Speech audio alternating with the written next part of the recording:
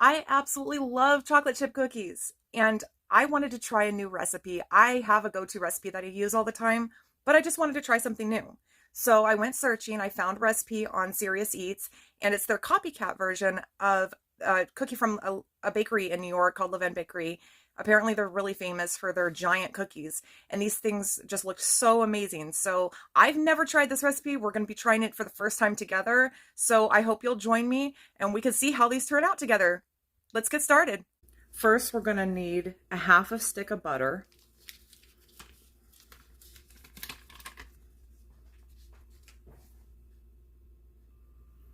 Next, we're going to need about a half a cup of firmly packed brown sugar, or 4 ounces.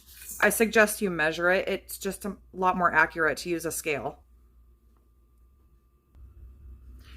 Next, we need about 3.5 ounces of white sugar. Preferably, you want toasted sugar, and I'm going to make a separate video on the process of making toasted sugar. It's a long process, but you don't have to do this. You can use just regular white granulated sugar. I really just wanted to try this method. So this is about a half a cup of white sugar, or toasted white sugar.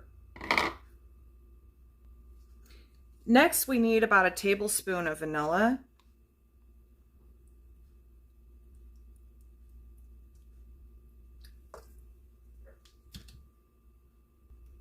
Then we're going to need about 2 teaspoons of kosher salt. I only had coarse kosher salt, so I ground mine up. So I'm actually going to use about 1.5 teaspoons because the volume is going to be different now that it's ground up. It's a little fine. Okay, the next thing that we need is 1 3/4 teaspoon of baking powder. I did not have baking powder, so I made some.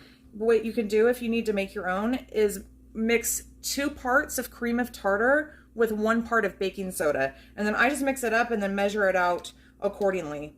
So we need 1 3/4 teaspoon.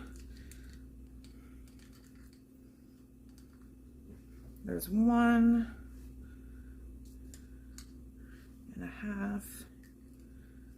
And that should be 1 3/4. All right. And then next, we're going to need a teaspoon of baking soda. And make sure with your baking powder that it's not old, because check the date on your baking powder, because if you have old baking powder, it's not going to work. So now we need a teaspoon of baking soda.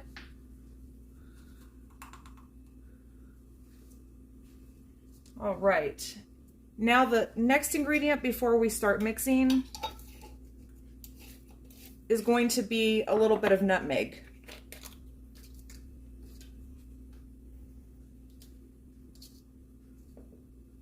And I'm going to use about, I don't know, about a 1/4 teaspoon of nutmeg.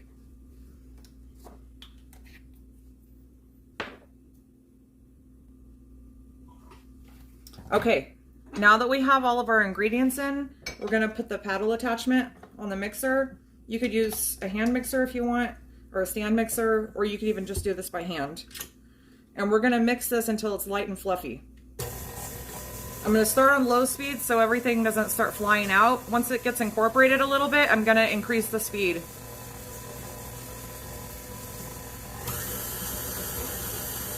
And I'm just going to let this go for a few minutes.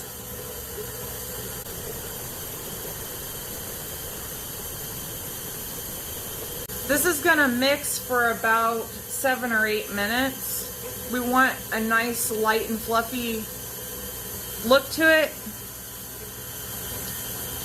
In just a few minutes, I'm going to scrape the sides down, but just go ahead and let this go for several minutes.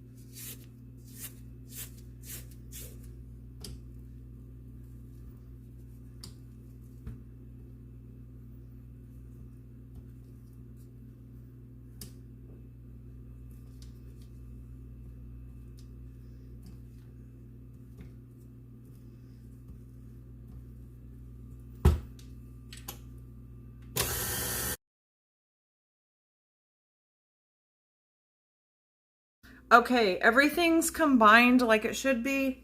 This is what it should look like. It should be nice and fluffy. I'm gonna take that so you can see it better. It's really light and fluffy. So it did mix. I mixed it for about 7 or 8 minutes, just under 8 minutes.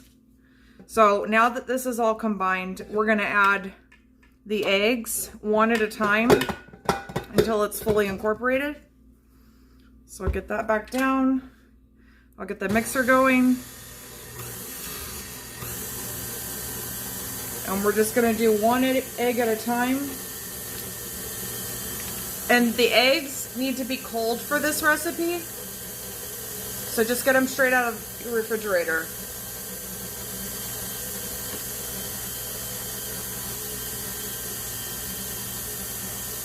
All right, that looks good. We'll get the second one in.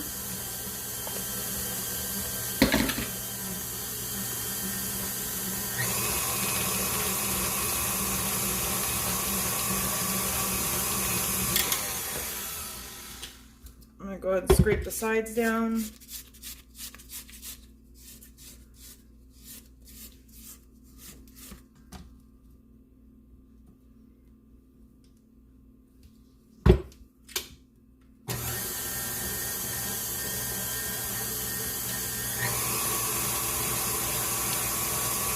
I'm gonna mix that for a few seconds.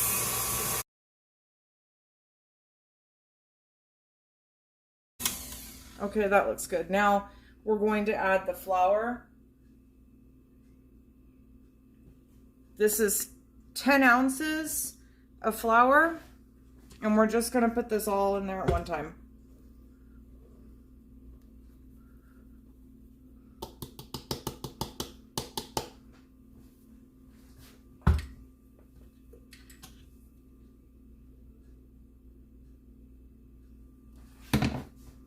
I'm gonna start off on slow. It's 10 ounces, or if you don't have a scale, it's 2.25 cups.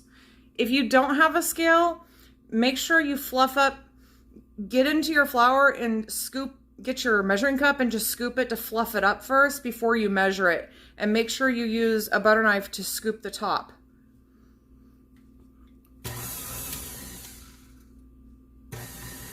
And we're gonna start off on low because we don't want a flour explosion.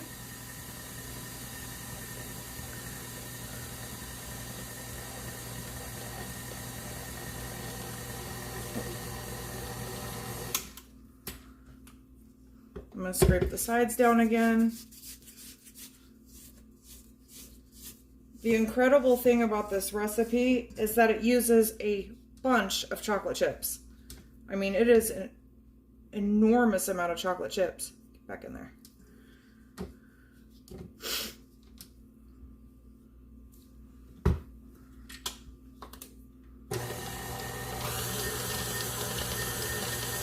And we're just gonna mix this until it's incorporated. We don't wanna overmix it. That looks good right there. Now we're gonna add the chocolate chips. Okay, so we have about 15 ounces of chocolate chips. I'm telling you, this is a lot of chocolate chips. And actually, I'm gonna add a little bit more because I did not have enough walnuts. So in order to keep everything nice and even, I just added more chocolate chips to make up for the lack of walnuts that I didn't have. So I'm gonna get that in there. And then you're supposed to use 8.5 ounces of walnut pieces. And that's about 1 3/4 of a cup. For the chocolate chips, it's about 2.5 cups of chocolate chips, if you don't have a scale. So we're just gonna add all of that in there all at once. And I'm gonna get in there with my spatula and mix it. It's a very thick dough now. So I'm gonna take this off and just mix the rest of it by hand because this is gonna be really hard on the motor.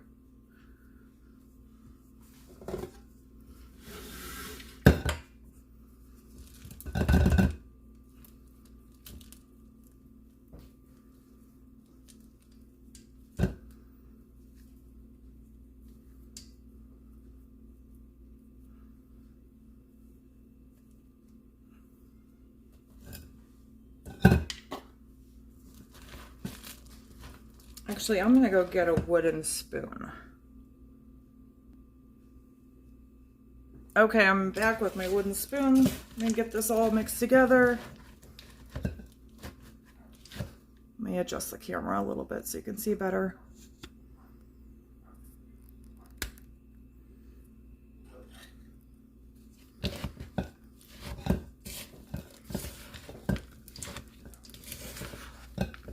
This is a very, very thick batter. This is not something I would recommend finishing with your mixer. Just do this part by hand. There's so many chocolate chips and walnuts in here. My goodness. I think these are gonna be great.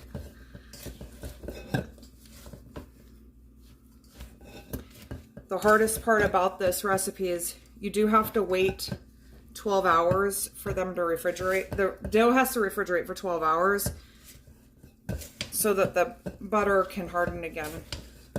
You don't want to try and bake these without refrigerating the dough. Anytime a cookie dough says that you need to refrigerate it, it's for a reason. Otherwise, you'll end up with flat cookies.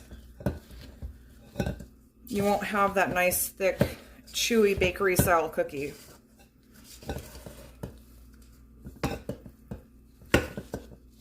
Okay, that looks really good.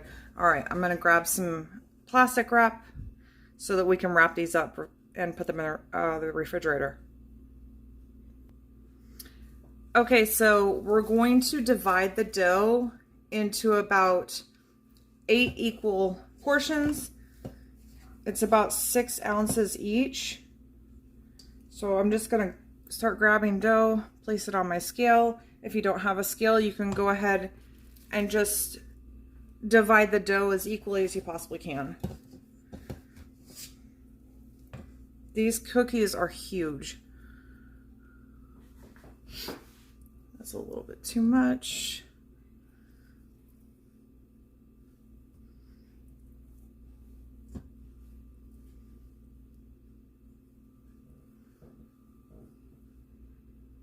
Okay, that looks good. So I'm at 6 ounces, just a little over. I'm gonna set that to the side. I'm gonna get some more plastic wrap.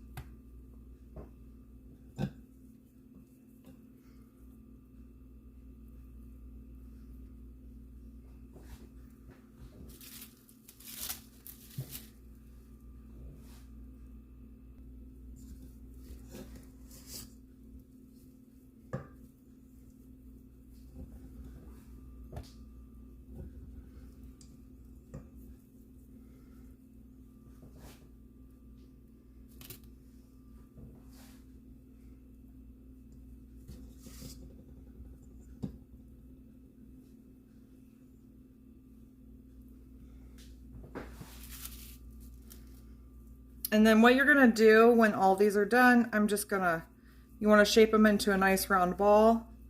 And then we're going to wrap them up nice and neatly. You want them airtight into the plastic wrap. So I'm gonna go ahead and finish the rest of these.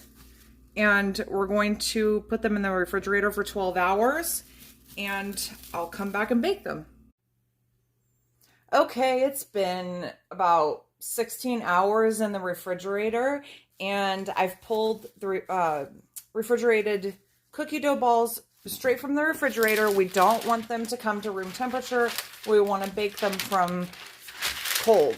So preheat your oven to 350 degrees, and you're going to want to put some parchment paper on your pan, and we're just going to line these up. I'm just going to cook 4 of them at a time because these are huge. These are very large cookies. I've actually never made cookies quite this big, but I wanted to follow this recipe exactly the way it says. So what we're going to do is bake these for, it says about 22 minutes. We're going to look for an internal temperature of about like 175, 180. And we want to make sure there's a nice crisp outside, not too crispy, but just like a light golden brown. Like I said, you can use a thermometer to check the internal temperature. That's probably the easiest way to do it. But the directions said 22 minutes, so that's what I'm going to set the oven for. And let's see how it turns out. Okay, into the oven they go.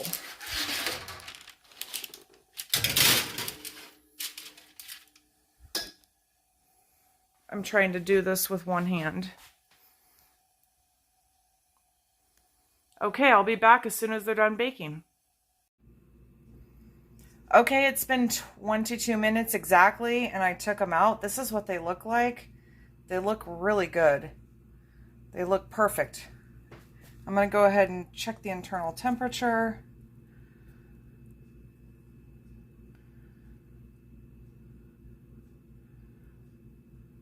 Okay, it actually got up to about 190, so, but that should be fine. The outside looks done like it should. They've got a nice crisp outside, but they don't look like they're over baked. So I'm going to let these cool for about 20 to 30 minutes on the pan, and then we'll break into them and see how they look on the inside and give them a taste. I decided to go ahead and bake a second batch of these cookies because the first batch that I did come out a little bit overcooked. Upon further inspection, I realized that they were a little bit too dark on the bottom. So the 22-minute bake time on the recipe is really inaccurate. I would definitely go 17 to 18 minutes. This one was exactly 18 minutes, and this is much better. You are going to need to allow time for them to cool on the cookie sheet. While they're on the cookie sheet cooling, they're going to continue to cook because the cookie sheet is still pretty warm.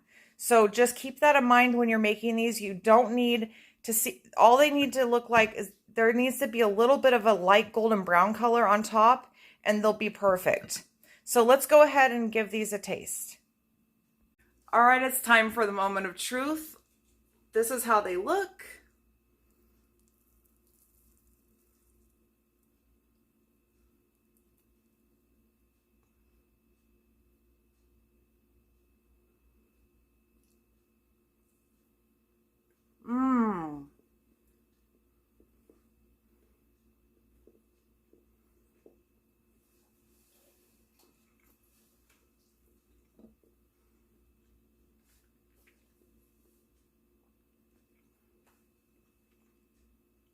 These are so delicious. You need to try this recipe. Thank you so much for being here with me. I appreciate you. And we'll see you next time. Oh, and don't forget to like and subscribe and share this video. I appreciate you so much. Have a wonderful day.